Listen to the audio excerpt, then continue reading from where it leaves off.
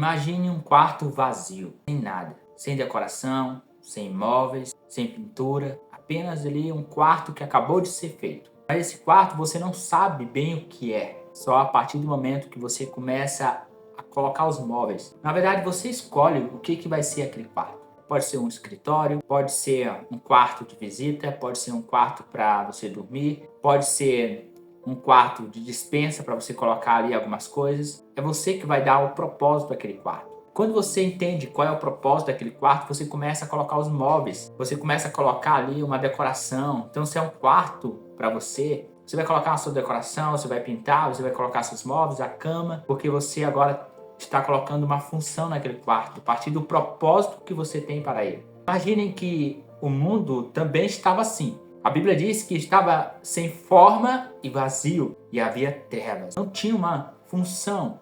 Era um quarto sem decoração ainda. Mas quando Deus escolhe, quando Deus diz que vai criar o mundo, quando Deus prepara-se para criar a humanidade, tudo que vai existir, a primeira coisa que Deus faz é dar uma função, um propósito a tudo isso. Então, aquele quarto vazio, aquele quarto que não tem nada, que apenas há trevas, Deus ele diz assim, haja luz. Então, quando Deus diz haja luz, ele está trazendo um propósito, uma função. Aquilo que era um caos, que não tinha ordem, que não tinha uma direção, não tinha uma estrutura, a partir do haja luz, é como se Deus estivesse dando um start na criação. Então ele dá o start na criação, o haja luz, e ele começa a trazer ordem, direção, propósito, função para o mundo. Então ele começa a criar o mundo, começa a criar tudo. E ele coloca o homem ali também, parte dessa criação. O haja luz é o início disso tudo. Mas como você sabe, o pecado entrou no mundo. O pecado é como se fosse o start inverso. É como se ligasse o inverso ali e começasse a trazer escuridão para o mundo. É como se o mundo agora começasse a voltar a ser o que era antes do haja luz. É como se as trevas começassem a tomar conta do mundo novamente. Como diz lá em Isaías 60, diz assim, deixa eu ler para você. Isaías 60, versículo 2. Olhe, a escuridão cobre a terra. Densas trevas envolvem os povos. Então, a escuridão tomou conta do mundo. O mundo ficou escuro e as trevas tomaram conta. Não é uma treva física, mas umas trevas espirituais. O pecado entrou no mundo. As nações começaram a viver para si mesmas. Começaram a se orgulhar. Começaram a matar uns aos outros. Começaram a fazer tudo aquilo que desagrada a Deus. Por causa do pecado, o homem se distanciou de Deus, se afastou de Deus, começaram a buscar seus próprios prazeres, suas próprias vontades, suas realizações longe de Deus, adorando todo tipo de imagem, escultura, deuses na terra, e eles começaram a fazer tudo para si mesmo. Um grande exemplo disso é quando a Torre de Babel, quando é criada a Torre de Babel, a construção da Torre de Babel, eles dizem assim, seremos como Deus, vamos alcançar a Deus. Vamos alcançá-lo, vamos chegar até o trono de Deus, vamos construir algo que nós sejamos famosos no mundo todo e não seremos espalhados pela terra. Você vê que o homem agora, ele não quer nada com Deus, ele não quer ter um relacionamento com Deus, não, pelo contrário, eles querem fazer a própria vontade, seus próprios desejos, serem famosos no mundo. Eles não querem ser espalhados, porque a vontade de Deus é que o homem se espalhasse sobre a terra, como se fosse uma forma de espalhar o domínio de Deus sobre a terra. E eles estão falando, a gente não vai ser espalhado como Deus quer. Vamos fazer o que a gente quer, a nossa própria vontade. Então isso tudo é fruto do pecado que entrou na humanidade. A escuridão tomou conta. Então, imagine isso. Deus, ele cria, ele fala, haja luz, e ele traz ordem para o mundo, função, propósito. Então o pecado, ele distorce, ele dá o start inverso, distorce tudo isso. E aquilo que tinha um propósito, que estava em ordem, começa a voltar a ter um caos. Começa a ter não tem um propósito de glorificar a Deus, mas um propósito de glorificar a si mesmo. Não tem mais a função e a direção de representar a Deus como Senhor e como Rei sobre a terra, mas representar a si mesmo, a fazer o que eu quiser da minha vida. Tudo começa a perder isso. A humanidade se afasta de Deus. E então isso não vai ficar assim. Deus tem um plano perfeito. Então Deus, ele escolhe a nação de Israel como se a nação de Israel fosse o novo haja luz. É como se Deus, quando escolhe Israel, estivesse dizendo, haja luz. É como se Deus estivesse trazendo ordem novamente ao mundo. Ele quer trazer ordem, direção, propósito, para que toda a humanidade, todos os povos se voltem para Deus. E ele escolhe Israel para isso, para uma função, para um propósito. Como diz lá em Isaías 60, o mesmo texto que diz que há uma grande escuridão sobre a terra, também fala sobre isso. Ele diz assim, Isaías 60, a partir do versículo 2 em diante: levante-se, refugia, porque chegou a sua luz, e a glória do Senhor raia sobre você.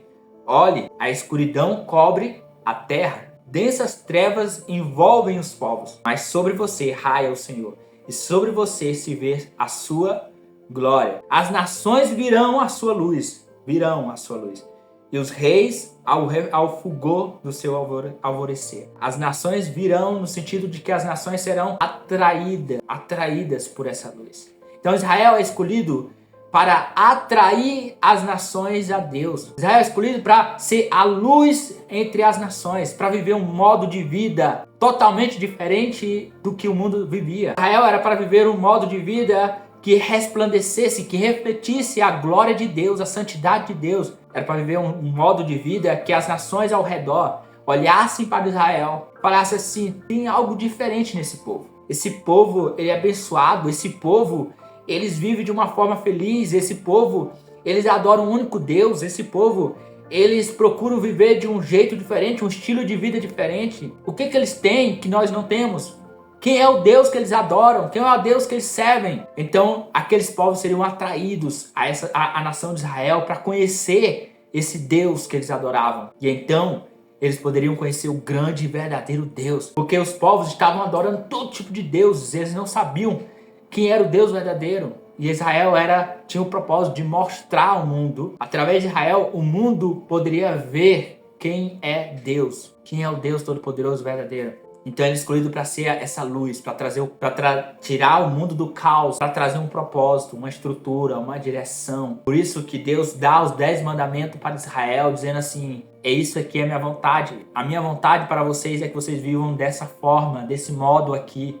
Não matarás, não roubarás, não cobiçarás, não terás outros deuses. Aquilo ali é Deus dizendo: esse é o estilo de vida que eu quero para vocês. Essa é a minha vontade. Vivam assim. Seja uma contracultura. Seja diferente, seja um povo que aponta para mim e não para si mesmo. Mas infelizmente Israel falha em cumprir a sua missão. Israel falha, Israel se mistura com as nações. Israel começa a praticar os mesmos hábitos, costumes, comportamento, pensamento daqueles povos de Canaã. Quando eles conquistam a terra de Canaã, conquistam entre aspas, porque eles não expulsam aqueles povos. Deus falou assim, quando chegar lá, expulsam ele, manda embora, elimina eles. Israel não faz isso. Israel fala assim: dá para conviver com eles, vamos conviver. Israel convive, Israel casa com as suas filhas, dá suas filhas em casamento. Israel começa a adorar seus deuses, os seus ídolos, começa a adorar Baal, começa a adorar Maloque e vários outros deuses. Israel começa a se misturar, a se parecer com eles. Aquele povo que foi escolhido para ser luz, para influenciar, foi influenciado, foi dominado. Aquele povo que era para mostrar um estilo de vida diferente acabou se assimilando à cultura daquele povo. Então Israel não para de atrair as pessoas para Deus e atrai as pessoas para si mesmo e atrai as pessoas para seus deuses, para suas imagens. Israel falha em cumprir a sua missão de ser luz para as nações. E agora eu pergunto a você, com tudo isso, talvez você esteja pensando assim: opa, isso me lembra alguma coisa. Será se nós, como igreja do Senhor, nós, como aqueles que foram escolhidos também, como Jesus falou, vocês são o sal da terra, a luz do mundo, vocês são sacerdote real, povo escolhido, nação santa. Nós também temos esse mesmo papel, essa missão de resplandecer, de mostrar Deus através da nossa vida, que as pessoas possam conhecer Deus através de nós. Será se nós estamos cumprindo essa missão ou estamos falhando nessa missão de apresentar Deus ao mundo, de mostrar quem Deus é para as nações, para que os povos sejam atraídos, não para nós mesmos, mas atraídos para Deus, para apontando para Deus? Ou será que, o contrário disso, estamos nos assimilando, estamos parecendo-se com as pessoas deste mundo, fazendo seus mesmos hábitos, pensando como eles e não como a palavra de Deus diz para pensarmos?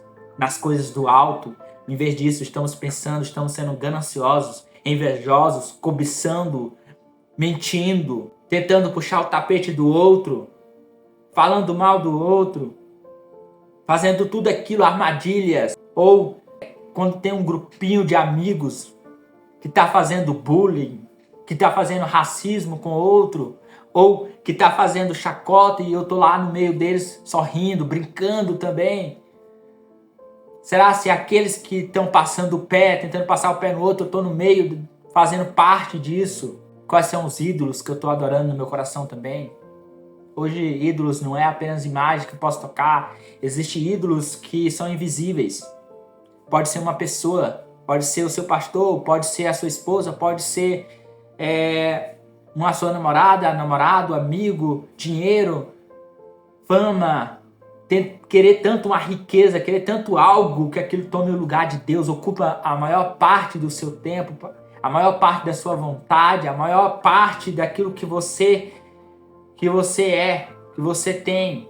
Aquilo ocupa o lugar de Deus no seu coração de uma forma que sem isso você não consegue viver. São ídolos.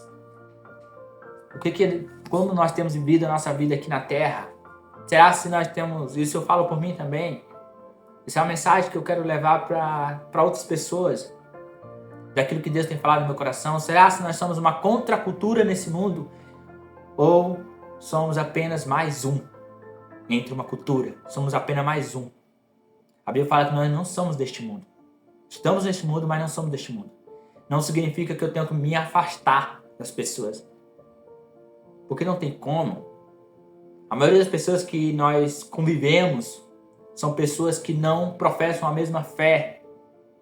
Talvez no trabalho, na escola, na faculdade, no ônibus, onde você estiver, a maioria das pessoas talvez não são pessoas que professam a mesma fé. Estamos no meio deles também.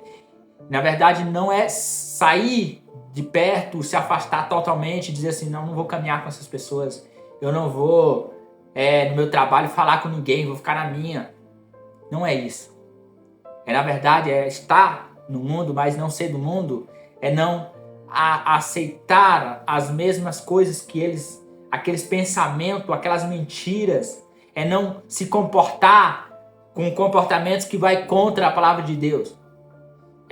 Talvez, às vezes, seja preciso sair do meio, porque se estão ali num grupinho, falando tudo aquilo que não presta, não vai ficar lá no meio.